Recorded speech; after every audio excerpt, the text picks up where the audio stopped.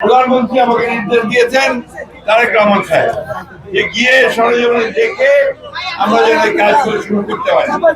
সেই জন্য আমরা আজকে এখানে আমাদের সাথে আমাদের স্থানীয় সরকার মন্ত্রণালয় ও এলজিডি লোকাল গভর্নমেন্টের যিনি চিফ ইঞ্জিনিয়ার তাকে আমরা সাথে করে এখানে নিয়ে তিনি দেখেছেন ইনশাআল্লাহ খুব দ্রুত এটা ফিজিবিলিটি স্টাডি করে এই ব্রিজ আমরা অবশ্যই নির্মাণ করবো। আমাদের সরকার মাত্র 3 মাস সময়, এই 3 মাস সময়ের মধ্যে বহু কাজ তারা শুরু করে দিয়েছে এবং কাজ করছে। আমরা দেখেছেন ফ্যামিলি কার্ড করেছে, কৃষক কার্ড করেছে এবং আমাদের যে মসজিদ এবং মন্দির এগুলোতে যে যারা ইমামতি বা পুরোহিতের কাজ করেন তাদেরকে ভাতা দেওয়ার ব্যবস্থা করা হয়েছে।